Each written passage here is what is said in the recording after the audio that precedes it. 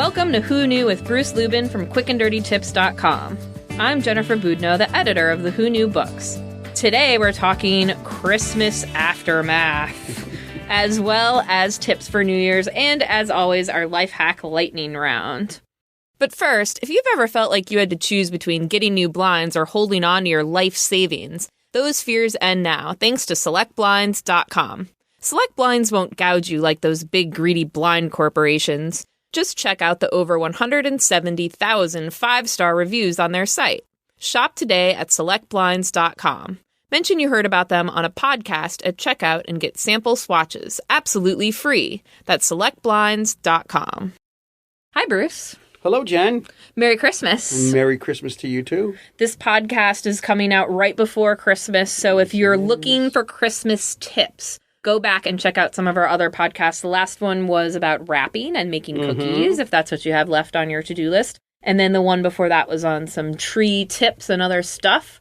This podcast is mostly about after Christmas. Can I do one before Christmas since it's just about there? Please. Okay, so if you're if you're setting your fancy table for your fancy family for your fancy Christmas dinner, and the china has like those little micro cracks in it, which happens, you just want to put it in a container of milk and just heat it slightly. Oh. And the milk will actually cover up all those. That sounds like science, cracks. Like the proteins in the milk or something? Exactly right. It's sort of like science. And if you've got stains on that china, use a little bit of nail polish remover and then a soft cloth. And then you have to wash it, of course, afterwards. But I just wanted to say that. That's because, a good one. Or it could be an aftermath tip if this is how bad your china is looking afterwards. See, that's the difference between you and me. I assume we put everything away dirty and trash, and now we're taking it out and saying, wow, we better clean this before we serve it. You, of course, are so much better than I am. So. Very, very true. The other thing about now is, of course, the kids are going back to school. You have two college kids. I'm so sorry. Yes. So Lisa from thepennyhoarder.com has a tip for us that's great for the college kids. Hi, I'm Lisa Rowan at The Penny Hoarder with today's money hack. Spring semester is only a few weeks away, if you can believe it, college students, and I have a few tips to help you not go broke this semester. Textbook prices are outrageous, so look to sources other than your campus bookstore for cheaper options that can help you save up to 50%. I recommend checking out Bookscouter.com. It's a service that searches over 200 booksellers to find you the lowest price. And it'll also help you get the best price at the end of the semester when you sell back your textbooks. And while I'm at it, I should remind you to always ask for student discounts. Many restaurants and clothing stores offer them, so get over it if your student ID photo is horrible. Flash that little piece of plastic and get 10% off at Subway, Pizza Hut, Banana Republic, J.Crew, I could go on. And one last tip, don't get trapped by credit card offers. Although it is important to build your credit, only apply for a credit card if you can control your spending and pay off the balance in full each month. For more college money hacks, visit thepennyhoarder.com. Oh, I love those. Make sure to pass them along to your kids. I'm sure they don't listen to our podcast. Those are great tips. They have other podcasts to be listening to. But before we go on, a bit more about our sponsor, SelectBlinds.com. You don't have to choose between saving money and updating your window treatments anymore. SelectBlinds.com has got you covered. And their loyal customers seem to agree. Just check out the more than 170,000 five-star reviews on their site. At SelectBlinds.com, you can choose from a selection of high-quality custom blinds, shades, and drapes. It's the simple and smart way to get blinds. Select Blinds makes it easy to do it yourself, without going it alone. Measure, choose, and install your own new window coverings with the support of their online specialists. If you can hang a picture, you can hang your own blinds. They've served over 1 million happy customers. Why not be one of them? Shop today at SelectBlinds.com. Mention you heard about them on a podcast at checkout and get sample swatches of the room-darkening blinds or shades of your choice. Absolutely free. That's SelectBlinds.com. So, Christmas aftermath. How messy is your house where you put everything away when it's messy rather than cleaning it first? How's it looking? Yeah, it's always a bit of a mess. So what tips do you have for people in terms of Christmas cleaning stuff? So, seriously, if you put things away the right way, then when you take them out next year, everything's clean already, right? Yes, so, this is Jeannie and Ma's motto. Yes, exactly right. And I've learned to just sort of toe the line with you, too. So when you're storing silver, one of the worst jobs is when you take it out, you have to polish it all because it's been tarnished. But if you store it with a few pieces of chalk and wrap it in cheesecloth, the calcium carbonate, which is in the chalk, will absorb all the moisture from the air, and it will prevent tarnish. Good to know. And what you want to do is just sort of break the chalk up beforehand so it's kind of like a rough surface. And that'll keep all your silver tarnish free. So, Jen, I want you to do that and then get back to me in exactly 12 months or 11 and a half months when you take your silver out again. Let me know if it works. Sounds good to me.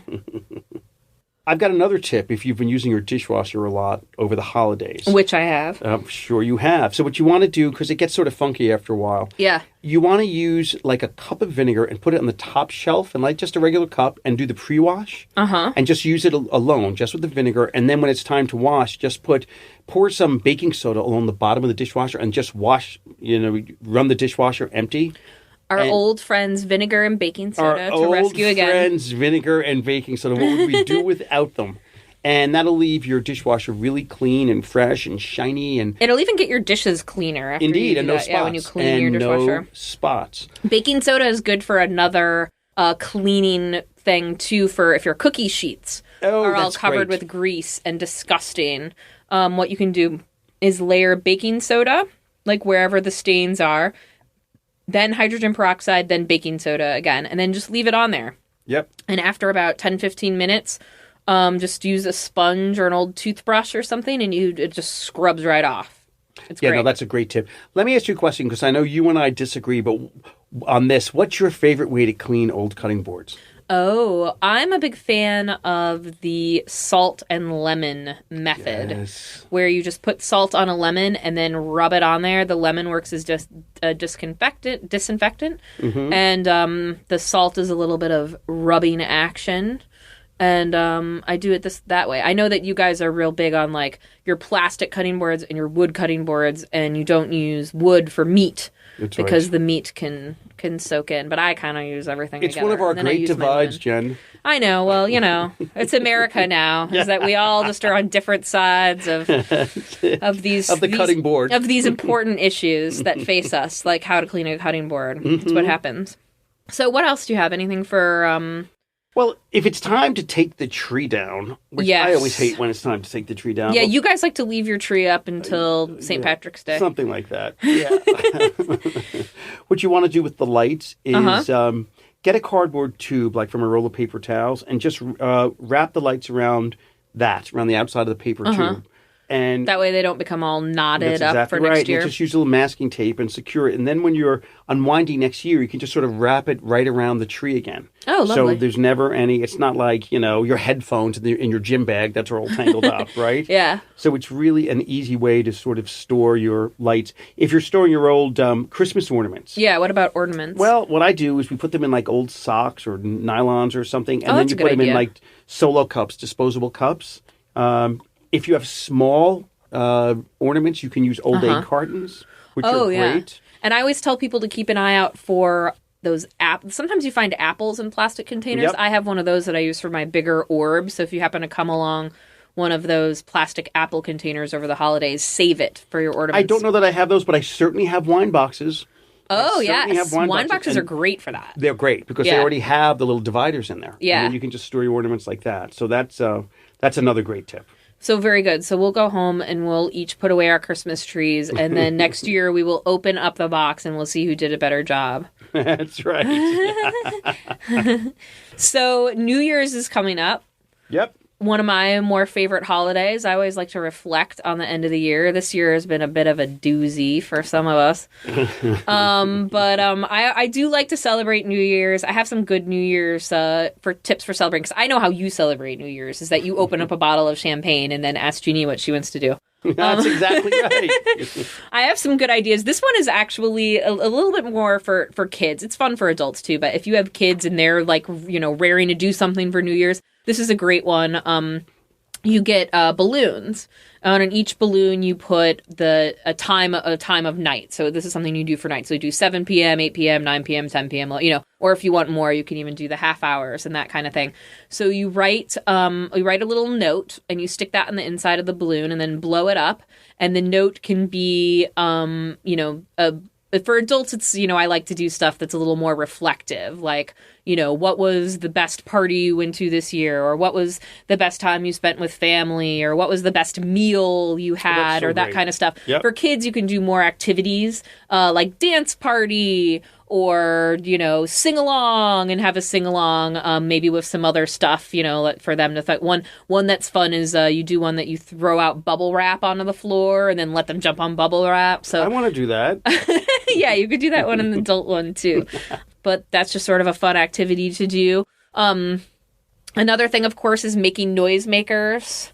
So if you have kids, you gotta have a noisemaker, and don't go buy them. No just way. Put them, do the same thing that the Lubins do to keep their dog well behaved, which is put beans in a toilet paper roll and then cover it up with tape on either side and then shake it. That both scares a dog out of misbehaving and also gives a kid something to do on New Year's. So. That and a stun gun, and you have behaved dogs and children.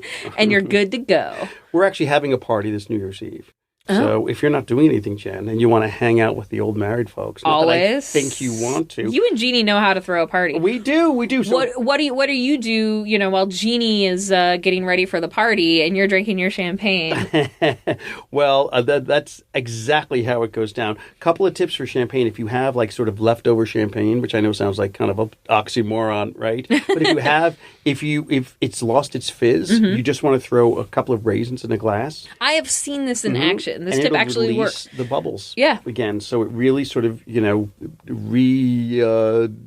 one of those tips. Why does it work? Now I don't know. Google it's just a vast mystery, but it works. It works. Another great tip, and I do this for every party I have, is we get a Sharpie, and on wine glasses, we put everyone's name when they come in, and you'll be amazed at the end of a party how many half-empty wine glasses you find. But if everyone has their own glass where they put it down, they can always find it again. Exactly. So and the Sharpie washes right off, right? I'm always afraid when you do that. I'm always like, you should be using dry erase. And then you said to me, no, it just washes right off. So if it doesn't wash off all the way, a little bit of salt.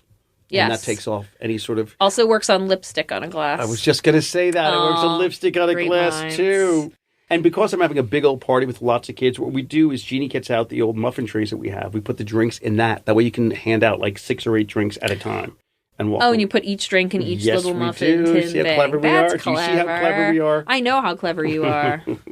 What about you already covered wine tags, because one thing that we had in your book Household Shortcuts that I thought was a really cute tip from a reader was their kid had all those silly bands that were really popular a while back and then got sick of the silly bands. So she used the silly bands on the stems of the champagne and wine glasses instead of those little rings that you can buy. So I thought that was really clever. Who wants to buy those rings? Like, it's number one, it's something to store. Number two, why spend money on that when you can use those silly bands or you can use your Sharpie? Yeah. So I am not a fan of those wine rings. So getting ready for a party, we already know how to clean everything in your house to get it ready. One thing that I always wonder is how much booze should I actually be buying for this party? More is the answer. No, a good rule of thumb is this. It depends on how long the party's going to go, but you should plan on like 2 drinks per person for the first hour, and then 1 drink per hour after that. They chug when they arrive. Yeah, they do. So, that's sort of, if it's a long party, assume people are going to have about 5 drinks. Yeah. So just buy accordingly. And of course, the good news is, if you've got leftover alcohol, it's never really left over. It's just there for another day. So, and of course, the old who knew tip about leftover alcohol is instead of getting one of those pumps that pumps all the air out of it, you just put it in a little mason jar or whatever to get the air out. Yeah, and then it keeps it fresher for longer. Because what happens with wine is you just need... That's right, you have to get the air out. So if you just put it in something smaller like a mason jar, even an old water, water bottle. Water bottle. Yep, as long as there's no air, your wine is going to be good. Good to know. Yeah, one of those tiny little water bottles. Yep.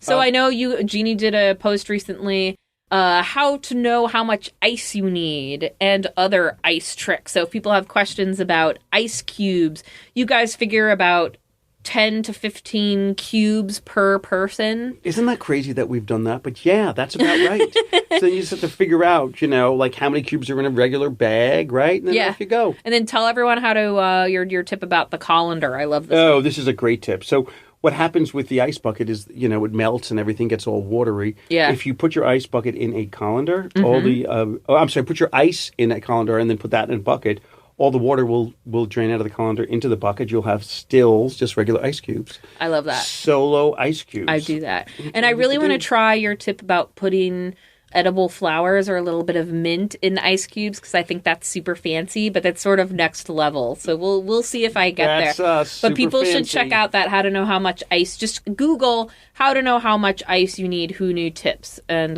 you'll find that, and you have some good stuff on there. So that's pretty much all we have. The other thing you need to know about New Year's is drink a lot and be thankful and make a resolution. The end. The end. Absolutely. Yeah, that's so. It's time for our favorite part of the Who Knew podcast, the Life Hack Lightning Round, where Jeannie gives us a tip in an envelope, and we open the envelope and then name as many household hacks as we can involving that item. So, what do we have today? Let's open it up. All right, so today we have to find as many uses for aluminum foil as we can think of. So, and this is next level, so no, wrap your food in aluminum foil, the end. This is real... This has to be real serious stuff. Yeah. Okay, who wants to go first? Can I go first? Yes, you go first. Great. And I know the exact one you're going to say, because it's your favorite aluminum foil tip, and when you go on TV to present the Who Knew books, there's always a prop you have that is a giant piece of cardboard wrapped in aluminum foil. Is that the tip you were going to do? First of all, do not put me in a box like that. But yes, you are right. So here's what you want to do, and this is great because it cuts your heating bill dramatically. If you've got radiators, you want to take a piece of cardboard, a big piece of cardboard, wrap it with aluminum foil, shiny side out, put it behind the radiator, and the heat that will radiate from the aluminum foil back into your room, and you will absolutely cut your heating bill, I promise you, Jen, dramatically, just from using aluminum foil and cardboard. That is a great one. How about that? Here is a dog tip for you. You put aluminum foil if your dog is getting up on your couch or elsewhere in your house and you don't want him to get up. You put aluminum foil on it. Now, I won't lie. Some pets are a little more insistent than others. So I'm not going to promise you that this will work, but it has worked for a lot of our readers. If you put a sheet of aluminum foil down on your ottoman or your couch or whatever you're trying to keep your dog off of. And some people say it works for cats, too, but cats are usually a little more... It totally works for dogs. If cat wants to sit somewhere, he'll just sit somewhere. But yeah, they don't like the feeling under their feet, and so they don't want to sit on it. It's like chewing aluminum foil. Who wants to lay on it? Who wants to... It's kind of tactile in a bad way, right? Yeah. I have a great tip for aluminum foil. I know you said we don't want to talk about wrapping things, but one thing I want to talk about wrapping, and that is celery. If you take celery out of plastic and wrap it in aluminum foil... It will last, I kid you not, months. I would not be caught dead storing my celery in anything but aluminum foil. Exactly right. Because you get it in those bags and they're open-ended and then the celery gets limp within days. Maybe I just don't eat my celery fast enough, but if I don't wrap it in aluminum foil, then forget it. No, it's all over for me and my celery. Then my work is done here. Now that you've said another wrapping tip, now that we said we weren't going to say them. You cannot use wrapping paper to wrap highly acidic things like tomatoes. Right. Because the not chemical paper, reaction. Aluminum foil. Oh, yeah. Well, oh, Christmas has gotten to me. Don't wrap tomatoes and other acidic items in aluminum foil because it'll actually have a chemical reaction and make it taste funny. Right. Well, look at you with your cautionary tip there. Excellent. Exactly. I have one about saving time, and that is if you're ironing and you want to sort of cut the time down, aluminum foil on the ironing board. Oh, shiny side up, and the heat will reflect. It's like my radiator tip. Like I'm obsessed with aluminum foil cutting. It's good with that. You know what else it's good for? What's if that? you have plants that are dying, house plants in the summer, you can put, again, like with the cardboard or whatever, or just lay the aluminum foil out right underneath the plant, shiny side up, and then it reflects the sunlight and gives your plants like twice as much light. Oh, you know what? You want to know who's terrified of aluminum foil? Who? Believe it or not, deers. Deer. Real? Deer. Really? Did I say deers? That was weird. Is that a deer. thing? No. It's just deer. It's just deer. Really? The plural would be deer. So what you want to do is just take some strips of aluminum foil and hang it in your trees if you're plagued with deer in your yard, and they will run the other way. Yeah, they don't like the reflection or something. It's just too shiny. It's just too shiny. I think that works for birds, too. I think it does, but not as... I don't know as well. I certainly know the deer... It absolutely works. And you know what else works for pests? If you have, like, rodents that are getting into your garden, sometimes you have squirrels or even rats, God forbid, or other little animals, chipmunks in your garden that are eating stuff. You can wrap them in foil because, again, like you said, no one wants to feel foil in their teeth. It's really awful. So that's a good pest tip. Well... you and your rat tip, I'm going to declare you the winner, because where do I go from that? What? Are you kidding? I had one more really good one. Let's hear it. If you don't have a dryer sheet, first of all, you should Google, what do I do if I don't have a dryer sheet? Who knew tips? And then we'll tell you everything you need to know about fabric softener, including how to do the liquid fabric softener, Balls DIY. Anyway. Like I need to tell you. If you don't have a fabric softener sheet, you can just ball up a thing of aluminum foil, throw that in your dryer, and then that will take all of the static electricity off of everything. And you can use it again and again and again and again. Yeah, talk about a money saver. That is a money saver. I should just end on that. I think you should. That was a good last line. Talk about a money saver. That's what we're here for. Well, that was today's episode of Who Knew? Thank you, as always, to Quick and Dirty Tips for producing our podcast and making it all possible. I know I just sound like I don't mean that, but I really do. They're the best. I mean it too. I love when you say that. I know. And you and Jeannie are also the best. You can find them, all of their posts, every day at quickanddirtytips.com/who knew, where you can find all the tips from this podcast and many more. While you're online, please write us a review on iTunes or wherever you get your podcasts. And, of course, you can always find us by searching Who Knew Tips on Facebook, Instagram, Pinterest, or Google. Tune in next time and have a great holiday. Thanks, everyone.